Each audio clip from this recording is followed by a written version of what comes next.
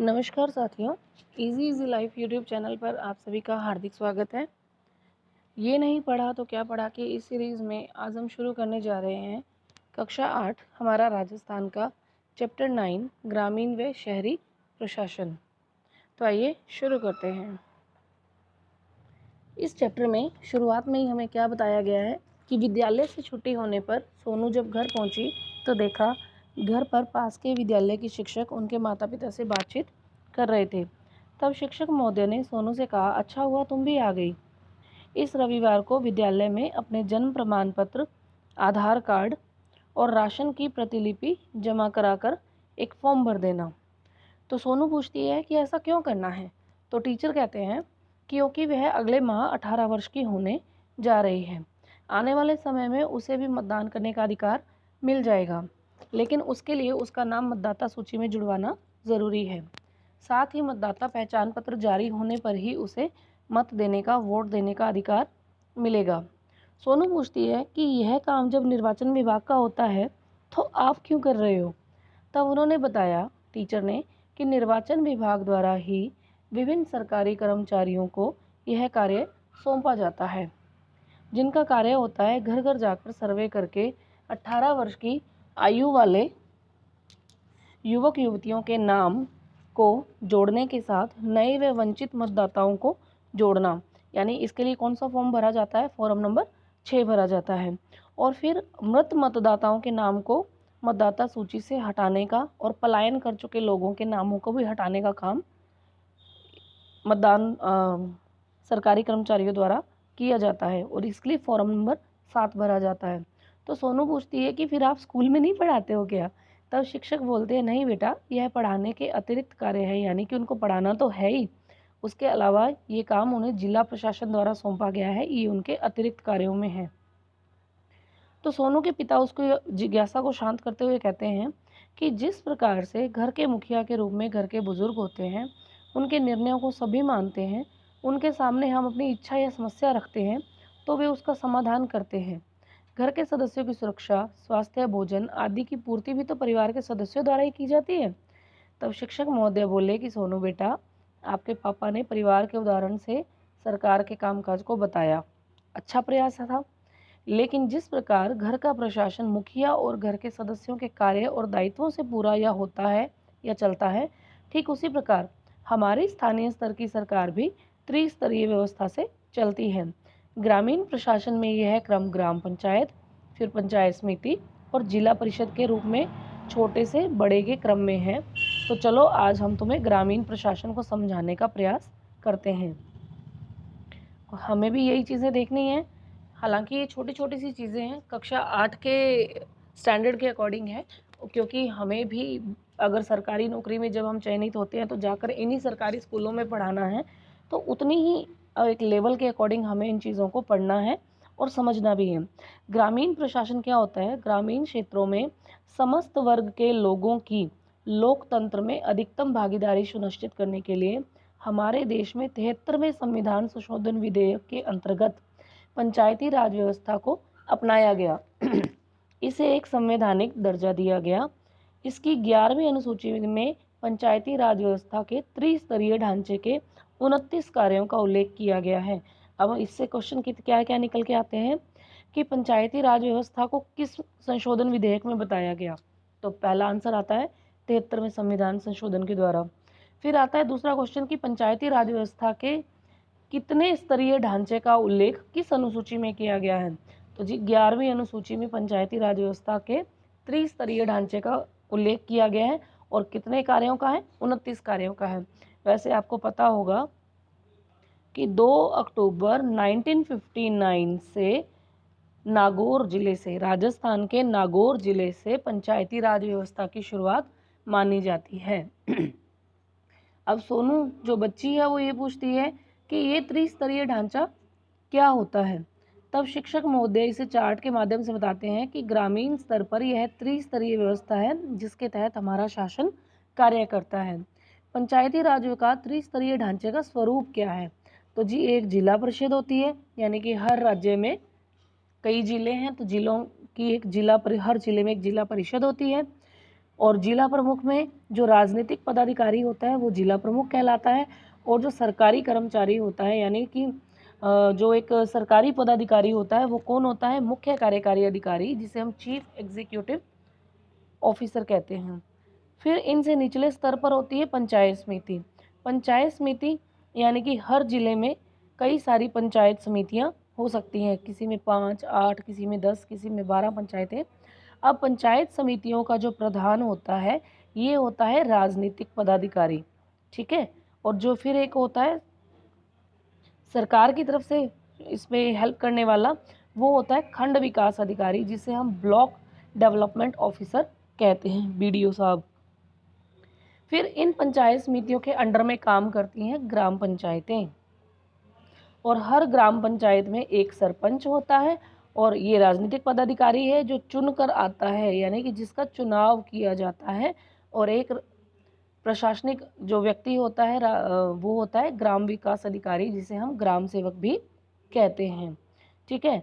अब इसके बाद हम बात करते हैं जिला परिषद, पंचायत समिति और ग्राम पंचायत के कार्यों की। इसमें हम कहते हैं जिला परिषद के कार्यों में क्या आता है कि स्थानीय आवश्यकताओं के और स्रोतों के अनुसार पंचायत समितियों की क्षेत्रीय योजनाओं को समेकित कर जिले के लिए अंतिम योजना तैयार करवाना, ये किसका कार्य होता है, जिला परिषद का। फिर है पंचायत समितियों की निधियों का अंतरण करना। फिर है ग्रामीण स्वच्छता व ग्रामीण आवासन कार्यक्रम चलाना, ग्रामीण क्षेत्रों में जनता की शिकायतें दूर करना और प्राथमिक शिक्षा की गुणवत्ता को सुनिश्चित करना। फिर हम बात करते हैं पंचायत समिति के कार्यों की। पंचायत समिति के क्या क्या कार्य होते हैं, पंचायतों के कार्यों की समीक्षा व पर्यवेक्षण करना, नवनिर्वाचित सरपंचों व पंचों को प्रशिक्षण व मार्गदर्शन देना, यानी कि हर पंचायत समिति के अंडर में जो ग्राम पंचायतें आती हैं उन ग्राम पंचायतों में जो नवनिर्वाचित सरपंच, पंच जो होते हैं, उप सरपंच, उन सबको प्रशिक्षण व मार्गदर्शन देने का कार्य करते हैं। सरपंचों, पंचायत समिति सदस्यों व जिला परिषद सदस्यों में आपस में समन्वय करना, ये काफ़ी इम्पोर्टेंट है कि इनमें आपस में समन्वय भी होना चाहिए। फिर है साधारण सभा की बैठक आयोजित करना। अब इसके बाद इसका क्या कार्य रह जाता है, पंचायत समिति की बैठकों व स्थानीय समितियों के द्वारा निर्णय की अनुपालना का नियंत्रण रजिस्टर रखना, कार्यस्थल व पंचायत मुख्यालय पर वास्तविक व्यय को दर्शाने वाले बोर्ड लगवाना, पशु मेलों का आयोजन करना। अब क्या होता है कि हम लोग देखते हैं कि हर पंचायत समिति में जो बाहर दीवारें होती हैं, कईयों पे कुछ बोर्ड्स लगाए जाते हैं, उन पे दिखाया जाता है कि हाँ इस पंचायत समिति में इस वित्तीय वर्ष में इतने कार्य किए गए हैं, हर कार्य के लिए कितना धनराशि अलॉट की गई है गवर्नमेंट के द्वारा, और कितने समय वो कार्य पूरा हुआ है, उन सब के बारे में लेखा जोखा रखा जाता है। और इसके साथ साथ पशु मेलों का, हाट बाज़ारों का आयोजन भी करवाना होता है। अब हम बात करते हैं ग्राम पंचायत के कार्यों की। ग्राम पंचायत के क्या कार्य होते हैं, हर ग्राम पंचायत को जितना भी अलॉटमेंट मिलता है धनराशि का, उसके अकॉर्डिंग उनके कुछ कार्य फिक्स होते हैं, जैसे स्वच्छता व पेयजल की व्यवस्था करना, मार्ग में प्रकाश की व्यवस्था करना, मनरेगा कार्यक्रम का क्रियान्वयन व आवेदकों को रोजगार उपलब्ध करवाना, सार्वजनिक वितरण प्रणाली को देखना, ग्रामीण सड़कों का रखरखाव करना, जन्म, मृत्यु व विवाह का पंजीकरण करना, यानी कि गांवों में भी जो विवाह किए जाते हैं या कोई किसी की मृत्यु होती है, जन्म होता है, तो उन सब का पंजीकरण भी होता है इनके द्वारा। आपदाओं व महामारी के समय जिला प्रशासन से समन्वय रखना, चारागाह एवं वनों का विकास करना, मानव एवं पशु स्वास्थ्य, पोषण व परिवार कल्याण कार्यक्रमों में सहायता करना, और स्थानीय भौतिक संसाधनों का विकास एवं समुचित उपयोग करना। तो ये कुछ कार्य होते हैं जो हर पंचायती राज व्यवस्था के स्तरीय ढांचे को, चाहे वो जिला परिषद है, पंचायत समिति है या ग्राम पंचायत है, इन सबको करना होता है, ठीक है। अब इसके बाद हम देखते हैं ग्राम पंचायत। ग्राम पंचायत लोकतंत्र की प्रथम इकाई है। देखिए सबसे कितनी अच्छी लाइन है, ग्राम पंचायत लोकतंत्र की प्रथम इकाई है जो वार्ड पंचों, उप सरपंच व सरपंच से मिलकर गठित होती है। इन पंचायतों का चुनाव राज्य चुनाव आयोग द्वारा संपन्न किया जाता है। पंचायत का कार्यकाल 5 वर्ष का होता है। कार्यकाल कितना होता है? 5 वर्ष का होता है। ठीक है। अब इसमें आप ध्यान रख सकते हैं कि सरपंच, वार्ड पंचों और उप सरपंच के जो चुनाव के लिए जो न्यूनतम आयु होती है वो कितनी होती है? 21 वर्ष होती है। सरपंच के, वार्ड पंच के और उप सरपंच के चुनाव की आयु 21 वर्ष होती है। ठीक है। इसी तरह से जो लोकसभा और विधानसभा के जो विधायक या सांसद होते हैं उनके लिए न्यूनतम आयु कितनी होती है? 25 वर्ष होती है। इसी तरह से विधान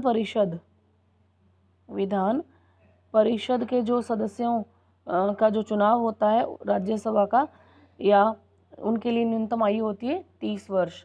राष्ट्रपति के लिए 35 वर्ष की न्यूनतम आयु होना आवश्यक है।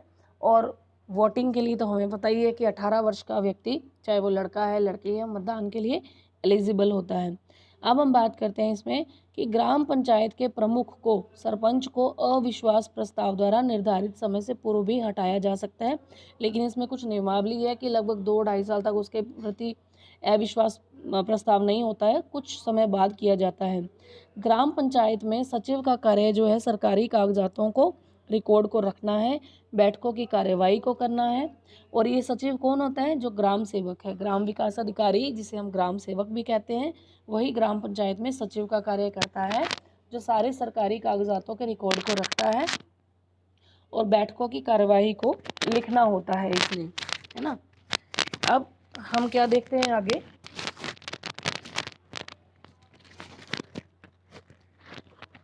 अब हम आगे देखते हैं पंचायत समिति। पंचायत समिति में क्या होता है? पंचायत समिति ग्राम पंचायत तथा जिला परिषद को जोड़ने वाली महत्वपूर्ण कड़ी है, यानी ये इनके बीच की कड़ी है। ठीक है। पंचायत समिति ग्राम पंचायत को और जिला परिषद को जोड़ने वाली महत्वपूर्ण कड़ी है। राज्यों के जिलों को विकास की दृष्टि से कुछ छोटे विकास खंडों में विभाजित किया जाता है। इन विकास खंडों पर ही पंचायत समिति का गठन किया जाता है। इसके निर्वाचित सदस्य ही प्रधान और उप प्रधान का चुनाव करते हैं। पंचायत समिति क्षेत्र के अंतर्गत आने वाली ग्राम पंचायतों के सरपंच इसके पदेन सदस्य होते हैं। पंचायत समिति सदस्य के लिए न्यूनतम 25 वर्ष होना आवश्यक है। हमने अभी पढ़ाई था इसके बारे में। ठीक है। तो इसके लिए पंचायत समिति सदस्य के लिए कितनी न्यूनतम आयु होनी चाहिए? 25 वर्ष होनी चाहिए। प्रधान और उप प्रधान को पंचायत समिति संबंधी कार्यों में मदद करने के लिए राज्य सरकार द्वारा एक खंड विकास अधिकारी, जिसे ब्लॉक डेवलपमेंट ऑफिसर कहते हैं, उसे नियुक्त किया जाता है। पंचायत समिति के सदस्यों का कार्यकाल 5 वर्ष का होता है। तो ये सारी बातें हमने अभी डिस्कस की थी। फिर है जिला परिषद। जिला परिषद क्या होता है? जिला परिषद पंचायती राज व्यवस्था की शीर्ष स्तर की संस्था जिला परिषद है। यह जिला स्तर पर विकास की योजनाएं बनाती है। प्रत्येक जिले में कुछ ग्राम पंचायतों को मिलाकर एक वार्ड बनाया जाता है। इसी तरह गठित प्रत्येक वार्ड से एक सदस्य का निर्वाचन चुनाव उस वार्ड के मतदाताओं के द्वारा किया जाता है। यह सदस्य जिला परिषद के सदस्य कहलाते हैं। यही प्रोसेस हमने पंचायत समितियों वालों में भी देखी है और यही सब हम ग्राम पंचायत के चुनावों में भी देखते हैं। जिला परिषद के निर्वाचित सदस्यों के अतिरिक्त जिले के पंचायत समितियों के प्रधान देखो ये कितनी इंपॉर्टेंट लाइन है कि जिला परिषद के निर्वाचित सदस्यों के अतिरिक्त जिले के पंचायत समितियों के सारे प्रधान, जिले से निर्वाचित विधानसभा सदस्य, जिले से निर्वाचित लोकसभा व राज्यसभा सदस्य भी जिला परिषद के सदस्य होते हैं। जिला परिषद के निर्वाचित सदस्य मिलकर जिला प्रमुख और उप जिला प्रमुख का चुनाव करते हैं। ठीक है। ये अपने में से निर्वाचित सदस्यों में से ही इनका चुनाव किया जाता है। जिला प्रमुख को जिला परिषद के समस्त कार्यों में मदद करने के लिए राज्य स्तर द्वारा एक मुख्य कार्यकारी अधिकारी यानी चीफ एग्जीक्यूटिव ऑफिसर CEO नियुक्त किया जाता है सरकार के द्वारा। जिले में समस्त विकास कार्यों का उत्तरदायित्व जिला परिषद का होता है। अब हम देखते हैं इनकी आय के स्रोत क्या क्या हैं। जिला परिषद को, ग्राम पंचायतों को किन किन चीज़ों से आय प्राप्त होती है? राजस्व। ग्राम पंचायत में यानी कि विभिन्न प्रकार के कर लगाए जाते हैं, जैसे भवन कर है, वाहन कर है, क्रय विक्रय पर कर है, मेले व हाट बाजारों से प्राप्त आय है, सरकार से प्राप्त अनुदान। हर स्तर पर ग्राम पंचायत हो, चाहे पंचायत समिति हो, चाहे जिला परिषद हो, सरकार से इनको अनुदान प्राप्त होता है। और जो लोकल बॉडीज़ होती हैं, जो समुदाय हैं आपस में, उनसे प्राप्त अनुदान भी होता है, जैसे भामाशाह वगैरह होते हैं। और दोषियों से एकत्र दंड राशि आदि, और जो भी व्यक्ति, जो अपराधी व्यक्ति हैं या जिनके ऊपर किसी तरह का केस चल रहा होता है, उनके ऊपर भी जो जुर्माना लगाया जाता है, उस एकत्र दंड राशि से भी इनकी आय होती है। फिर है पंचायत समिति।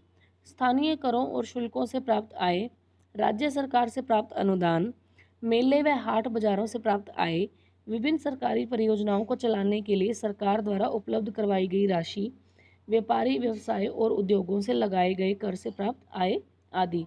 तो ये राज्यों को, पंचायत समितियों को प्राप्त होने वाली आय है। अब है जिला परिषद की आय कैसे होती है। तो यहाँ होती है केंद्र तथा राज्य सरकारों द्वारा प्राप्त अनुदान, यानी हर जिले को जो राज्य स्तर पर और केंद्र द्वारा जो अनुदान प्राप्त होता है, वो पंचायत समितियों से की गई वसूलियाँ, राजस्व का प्राप्त निश्चित हिस्सा, सरकारी तथा गैर सरकारी ऋण, लोगों द्वारा दिए गए अनुदान आदि इनकी आय के स्रोत होते हैं। अब ये बच्ची कहती है कि अब गुरुजी मुझे पता लग गया कि मुझे मेरे जन्म प्रमाण पत्र को बनाने के लिए तो ग्राम पंचायत में जाना ही पड़ेगा, लेकिन मुझे ये बताइए कि ग्राम सभा क्या होती है। अब ग्राम सभा के बारे में देखते हैं। ग्राम सभा पंचायती राज की आधारभूत संस्था है। ग्राम सभा का क्षेत्र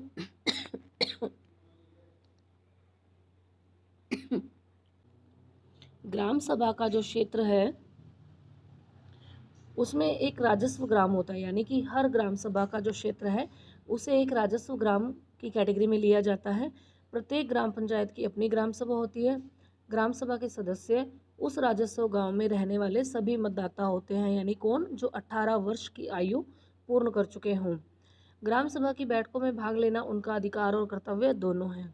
एक तरह से ग्राम सभा भारत में प्रत्यक्ष प्रजातंत्र का उदाहरण है। इसके तहत ग्रामवासी स्थानीय समस्याओं और विकास के संबंध में सीधे भाग लेते हैं। सामान्यतः हर 3 महीने में ग्राम सभा की एक बैठक बुलाई जानी आवश्यक है। और ये ज़्यादातर कब बुलाई जाती हैं, जैसे 26 जनवरी, 1 मई यानी मजदूर दिवस, 15 अगस्त और 2 अक्टूबर को ग्राम सभा की बैठकें आयोजित होती हैं। और आवश्यकता पड़ने पर यदि ग्राम पंचायत का मुखिया चाहे तो वो ग्राम सभा की और भी बैठकें आयोजित कर सकता है। अब है ग्राम न्यायालय। ग्राम न्यायालय क्या है? ग्रामीण क्षेत्रों में ग्राम पंचायत स्तर पर शीघ्र व सुलभ न्याय दिलाने के लिए ग्राम न्यायालय एक्ट 2008 के तहत ग्राम न्यायालयों की स्थापना की गई है। और राजस्थान में पहला ग्राम न्यायालय कहाँ पर खोला गया? ये बस्सी जिला जयपुर में, यानी जयपुर जिले के बस्सी क्षेत्र में, बस्सी गांव में खोला गया। इन ग्राम न्यायालयों में न्यायिक अधिकारियों की नियुक्ति उच्च न्यायालय के परामर्श से की जाती है। अब है नगरीय स्वशासन। नगरीय स्वशासन के बारे में भी हम सीधा ही पढ़ते हैं। अब यहाँ ये पूछा जा रहा है इस बच्ची के द्वारा कि नगर निगम की क्या प्रोसेस है। तो ये कहते हैं कि ये एक सरकारी प्रक्रिया है। पहले किसी भी निर्माण से पहले नगर निगम से स्वीकृति ली जाती है।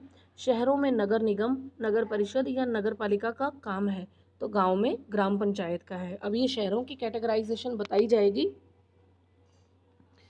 तब वो बच्ची कहती है कि फूफा जी मुझे ग्राम पंचायत की जानकारी तो है, लेकिन नगर निगम, नगर परिषद और नगर पालिका क्या होती है। तो ये कहते हैं कि ये एक नगरीय शासन व्यवस्था है जिसमें क्षेत्र और जनसंख्या के मानदंड अनुसार वार्ड में बांटा जाता है। सभी वार्ड मिलकर एक निगम की स्थापना करते हैं। इसका मुखिया महापौर या सभापति होता है। अब हम इसके बारे में डिटेल से आगे बढ़ते हैं। इनके भी कुछ कार्य होते हैं, इनके प्रतिनिधि पार्षद भी होते हैं, तो हम आराम से इसको पढ़ते हैं, आगे देखते हैं। देखिए, शहरी शासन या नगरीय शासन के 3 रूप होते हैं। कितने रूप होते हैं? 3 रूप होते हैं। शहरी शासन के 3 रूप हैं, नगर निगम, नगर परिषद और नगर पालिका। वे बड़े शहर जहां जनसंख्या 5 लाख से ज़्यादा हो और उसकी सालाना आय 1 करोड़ से ज़्यादा हो, तो वहां पर नगर निगम बनाया जाता है। यानी कि 5 लाख की जनसंख्या पर और 1 करोड़ से ज़्यादा इनकम पर नगर निगम बनाया जाता है। फिर जिन शहरों की संख्या 1 लाख से ज़्यादा व 5 लाख से कम होती है, वहाँ पर नगर परिषद बनाए जाते हैं। फिर वे शहर जिनकी जनसंख्या 15,000 से 1 लाख के बीच में होती है, वहाँ पर नगर पालिका बोर्ड बनाए जाते हैं। शहर को अलग अलग क्षेत्रों में बांटा जाता है, जिसे वार्ड कहते हैं। हर वार्ड से वहाँ की जनता एक प्रतिनिधि या पार्षद चुनकर इन संस्थाओं में भेजती है। ये अपने अपने वार्ड के विकास के लिए कार्य करते हैं। ये प्रतिनिधि या पार्षद मिलकर अध्यक्ष और उपाध्यक्ष को चुनते हैं, जिनको अलग अलग नामों से पुकारा जाता है। नगर निगम के अध्यक्ष को महापौर कहते हैं, नगर परिषद के अध्यक्ष को सभापति और नगर पालिका बोर्ड के अध्यक्ष को नगर पालिका अध्यक्ष कहा जाता है। अब यह है कि 74वें संविधान संशोधन के अनुसार इन शहरी संस्थाओं के चुनाव में 1/3 वार्ड महिलाओं के लिए आरक्षित रखने की व्यवस्था की गई है। ये तो है शहरी क्षेत्र में। ग्रामीण क्षेत्र में 50% की भागीदारी महिलाओं के लिए सुनिश्चित की गई है, उनके लिए पदों को आरक्षित रखा जाता है। इसी तरह से अनुसूचित जाति, जनजाति और अन्य पिछड़े वर्ग के लिए भी स्थानों का आरक्षण जनसंख्या और उनके अनुपात के अनुसार किया जाता है। यह आरक्षण की व्यवस्था उनके द्वारा उनकी हिस्सेदारी को बढ़ाने के लिए किया गया है, ताकि इन वर्गों की हिस्सेदारी के साथ प्रतिनिधित्व भी बढ़े। नगरीय प्रशासन के कार्य। शहरी संस्थाओं के 2 कार्य होते हैं, एक अनिवार्य कार्य है और एक है ऐच्छिक कार्य। ऐच्छिक कार्य और अनिवार्य कार्यों में क्या आता है? अनिवार्य कार्यों में देखते हैं कि शहर के लिए शुद्ध पानी की व्यवस्था करना, सड़कों पर रोशनी की व्यवस्था करना, सफाई की व्यवस्था करना, जन्म मृत्यु का पंजीकरण करना, दमकल की व्यवस्था आदि करना। फिर है कुछ ऐसे कार्य भी होते हैं जिनके लिए उनकी संस्थाओं की इच्छा पर निर्भर करता है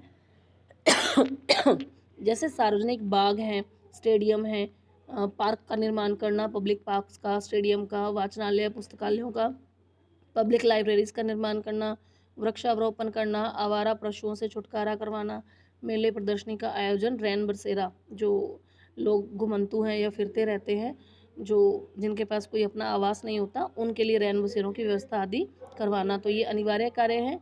ये स्वैच्छिक कार्य हैं जो नगरीय प्रशासन के द्वारा किए जाते हैं। अब यहाँ पर बहुत सारे ऐसे तरीके हैं जिनके द्वारा ग्रामीण प्रशासन और शहरी प्रशासन को समझा जा सकता है। तो ये सारी बेसिक चीज़ें जो हैं वो आज हमने इस चैप्टर में पढ़ी हैं। अब ये कुछ टर्मिनोलॉजी हैं। भू राजस्व क्या होता है? वह कर जो भूमि के प्रयोग के लिए लगाया जाता है। सार्वजनिक कार्य जो आम जनता से जुड़े हुए होते हैं। पेयजल, पीने योग्य पानी। तो ये कुछ टर्मिनोलॉजी है। नगरीय स्वशासन की इकाई है, नगर पालिका भी है, नगर परिषद भी है, नगर निगम भी है, तो इसमें उपयुक्त सभी हो जाएगा। फिर है हमारे देश में किस संविधान संशोधन ने पंचायती राज व्यवस्था को अपनाया था? तो ये 73वें संविधान संशोधन में अपनाया था। ठीक है, पंचायती राज व्यवस्था को 73वें संविधान संशोधन में अपनाया गया था। नगर निगम के वार्ड का निर्वाचित प्रतिनिधि क्या कहलाता है? तो ये पार्षद कहलाता है।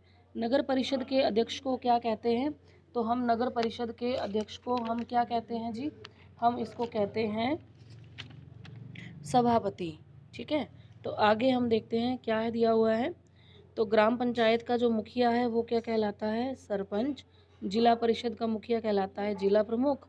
पंचायत समिति का सरकारी पदाधिकारी खंड विकास अधिकारी और पंचायत समिति का मुखिया प्रधान कहलाता है। तो आज के लिए इतना ही। जुड़े रहिए चैनल इजी लाइफ के साथ। चैनल को लाइक, शेयर, सब्सक्राइब करना ना भूलें और पास में ही बने घंटी के निशान को प्रेस ज़रूर करें ताकि आने वाली वीडियोस की नोटिफिकेशन आपको समय पर मिल सके। अपने फीडबैक को हमें कमेंट सेक्शन में ज़रूर देने का कष्ट करें। आपका फीडबैक ही हमें और ज़्यादा मोटिवेट करता है आगे से आगे बढ़ने के लिए। आज के लिए इतना ही। हार्दिक धन्यवाद।